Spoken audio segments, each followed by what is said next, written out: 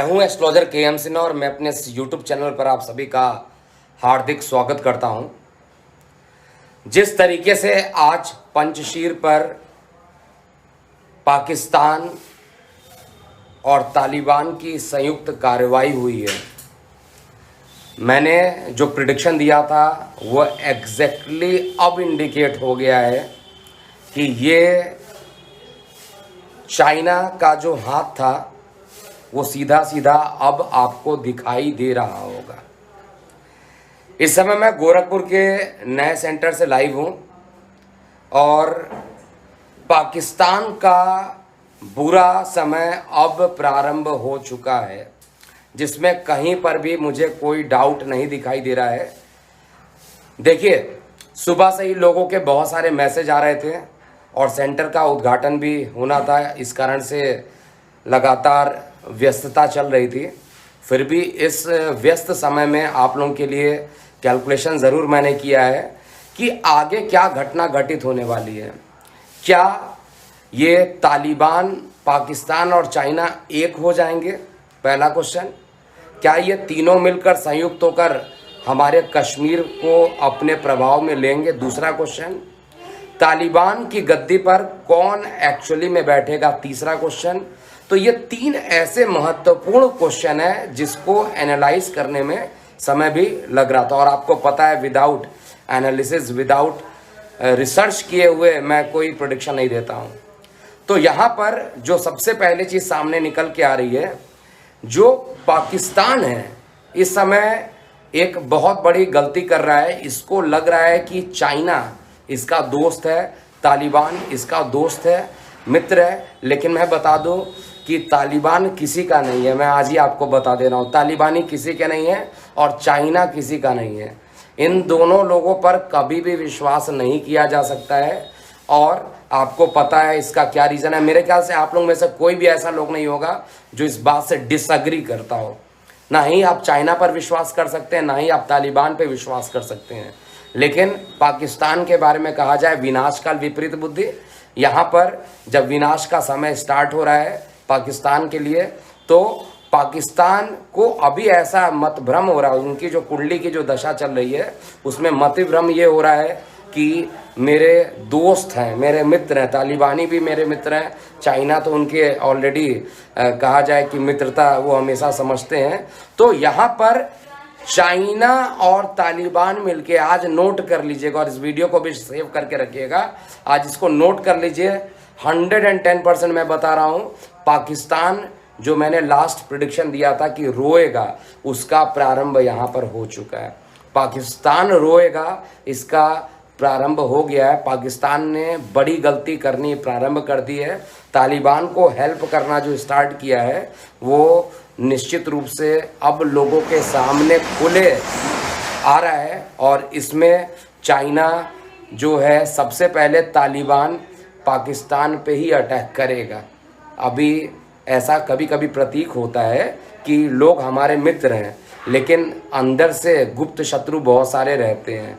और जब गुप्त शत्रु सामने आते हैं तो असलियत पता चल जाता है, दोस्त किसे कहते हैं और शत्रुता किसे कहते हैं ये हमें बाद में पता चल जाता है। फिलहाल एक चीज़ तो कन्फर्म है कि ये आने वाला जो टाइम है ये पाकिस्तान के लिए बहुत ही कठिन समय प्रारंभ हो चुका है। और इसके बारे में मैं सबसे पहले बताऊं कि इमरान खान की गद्दी जाएगी, इसमें कोई दिक्कत ही नहीं है। और इसके बाद तालिबान को आपको क्या लगता है, वो रुक जाएंगे? नहीं रुकेंगे। चाइना धीरे धीरे करके, मैं आज बता दे रहा हूँ, मैं कल की बात और एग्जैक्ट डेट भी नहीं बता रहा हूँ, चाइना धीरे धीरे जैसे उसकी कुंडली में दिखाई दे रहा है ये पाकिस्तान को तोड़ता जाएगा, तोड़ेगा, धीरे धीरे तोड़ेगा। और जब पाकिस्तान को अकल आएगी कि यार ये तो मेरे साथ ही विश्वासघात कर दिया, तब तक पाकिस्तान की बहुत ज़्यादा डिले हो जाएगी। दूसरे क्वेश्चन का आंसर, जहाँ तक हमारे कश्मीर की बात है, यहाँ पर मैं पूरे ऑनेस्टली बता रहा हूँ, जिस समय कश्मीर में जो इसको यूनियन टेरिटरी बनाया गया था उस समय से अगर हम कैलकुलेशन करते हैं तो अभी जो टाइम चल रहा है परफेक्ट है। ये लोग सोच रहे हैं कि ये मिलकर ऐसा आतंकवादी हमला करके पाकिस्तान को कब्जे में करेंगे, जो कि कुछ हद तक जो है सोचना सही भी है लोगों का। लेकिन यहाँ पर जो मंगल की दशा प्रारंभ हो चुकी है माननीय मोदी जी की, आपको मैं बता दूं, इतिहास रचा जाएगा, यहाँ पर इतिहास रचा जाएगा। और किसी ने भी कश्मीर की तरफ अगर एक कदम भी आगे बढ़ाने की कोशिश की तो उसको माननीय मोदी जी के नेतृत्व में जो गवर्नमेंट बनी हुई है, ये निश्चित रूप से इनके इतने कदमों को पीछे कर देंगे कि इनकी भी हालत ख़राब हो जाएगी। और इस समय ऐसा जो हमारे देश के लिए जो गुप्त शत्रुओं हैं वो धीरे धीरे निकल के बाहर भी आ रहे हैं, और ये निश्चित रूप से ऐसे बाहर आ रहे हैं और इनका बाहर होना ज़रूरी है। और आप देखिए, मैं जो चीज़ बोला था एग्जैक्टली उसी तरीके से प्रेडिक्शन चल रही है। आप मानिए या ना मानिए, कमेंट बॉक्स में आप लिखिएगा। राजनीति का भूकंप स्टार्ट हो चुका है। मैंने बोला भी था, एस नाम के जो फेमस नेता अभिनेता होंगी उनकी हत्या हो सकती है, उनको परेशानी हो सकती है। आपने देखा एस नाम के बड़े अभिनेता जिनकी उम्र मात्र 40 वर्ष थी, बिग बॉस सीज़न 13 के विनर भी थे और काफ़ी थे, अभिनेता थी, उनकी हत्या हुई है या नहीं हुई है, ये तो हमारे देश में थोड़ी सी परेशानी है कि इसको जज करना ही बड़ी मुश्किल होता है। मैं तो अभी भी कह रहा हूँ, सुशांत सिंह जी की भी हत्या हुई थी, लोग मानने को तैयार नहीं है, लेकिन मैं अभी भी उसी चीज़ पर कायम हूँ, उनकी हत्या हुई थी। और आते आते टाइम जो है वो कब सामने आएगा, फाइल फिर से खुलेगी, और फाइल जब फिर से खुलेगी, सरकार बदलेगी और फाइल फिर से खुलेगी, उसके बाद ही ये चीज़ें निकल के सामने आएगी। तो राजनीति का भूकंप जो है वो धीरे धीरे आगे बढ़ता जाएगा। और यहाँ पर चाइना के जो सपोर्ट से जो बाइडेन जो बने हुए हैं, क्योंकि चाइना ने जो बताया, मैंने आपको पहले बता चुका हूँ, चाइना का मात्र एक उद्देश्य था डोनाल्ड ट्रंप को हटाना। डोनाल्ड ट्रंप को हटा चुके हैं, अब उनके आदमी बैठ चुके हैं और उनके कहने पर उनके जो सरकार है उन्होंने अपनी सेना को वापस कर लिया। क्या जल्दी थी इसमें वापस करने के लिए? और जब ये वापस किए उसके बाद चाइना ने तो खुलकर अब कह दिया कि मैं इसको फंडिंग भी करूंगा। तो ये सारी चीज़ें प्रिडिक्शन नहीं है तो क्या है, ये सारी चीज़ें उसी डायरेक्शन में जा रही है जो प्रिडिक्शन को पूरे तरीके से सत्यता यहाँ पर ला रहा है।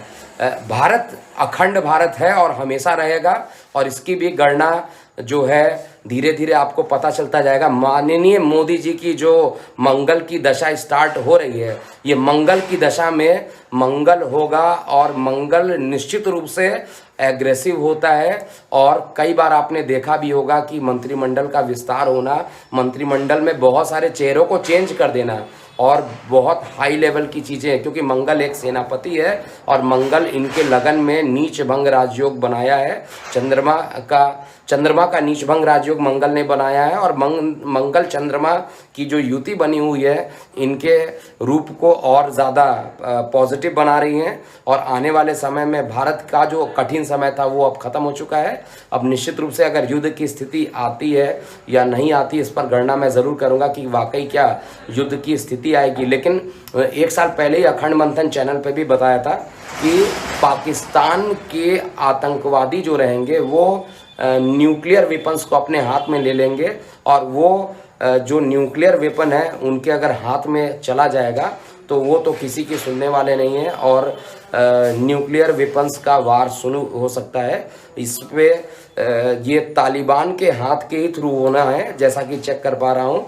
पिछले साल का प्रेडिक्शन था, वो प्रेडिक्शन नहीं हो पाया था, लेकिन अब जिस डायरेक्शन में ये जा रहा है वो लगभग इसी डायरेक्शन में है कि ये करने के लिए ये कश्मीर के तरफ ज़रूर अपना राग ज़रूर अलापेंगे। और चाइना इनकी फंडिंग कर रहा है। अमेरिका भी इस समय जो बाइडेन के कारण जो है वो चाइनीज़ ही प्रधानमंत्री मैं कहूँगा। डोनाल्ड ट्रंप जी कहते थे चाइनीज़ वायरस, मैं कहता हूँ चाइनीज़ प्रधानमंत्री हैं, ये राष्ट्रपति हैं। और ये चाइनीज़ राष्ट्रपति जो हैं ये पूरा मिलकर एक गेम जो खेल रहे हैं, इनको अकेले हराने के लिए माननीय मोदी जी और उनकी टीम सक्षम है। और इस समय जो ग्रह दशा बन रही है, राजनीति में भूकंप की निश्चित रूप से ग्रह दशा आ रही है, जिसका नवंबर दिसंबर में संपूर्ण प्रभाव भी आपको देखने को मिलेगा। अब जाते जाते आप अपनी प्रतिक्रिया ज़रूर रखिएगा एज अ देशभक्त। इस समय भारत को क्या करना चाहिए? नंबर 1, आपसे क्वेश्चन मैं पूछ रहा हूँ इस समय हमारे देश को क्या करना चाहिए, हमारे देश के राजनेताओं को क्या करना चाहिए, क्या इसमें राजनीति करनी चाहिए, क्या हमें यहाँ पर एकजुट नहीं रहना चाहिए। यहाँ पर आप अपनी प्रतिक्रियाएं ज़रूर दीजिए।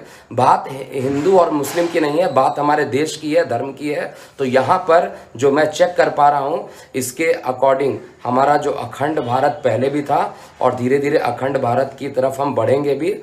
और अच्छा है जो चीज़ें निकल के आ रही हैं सामने, वो मैं भारत के लिए पॉजिटिव ही मान रहा हूँ। अगर शत्रु अगर पकड़ में आ जाए तो ज़्यादा अच्छा है, अगर पीठ पीछे अज्ञात हो तो वो दिक्कत होता है। तो आपने अपनी प्रतिक्रियाएं ज़रूर यहाँ पर लिखिएगा।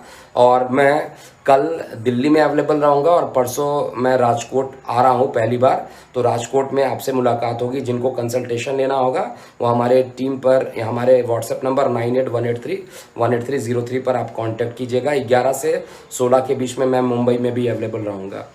मैं हूँ एस्ट्रोलॉजर के एम सिन्हा। ओम नमः शिवाय।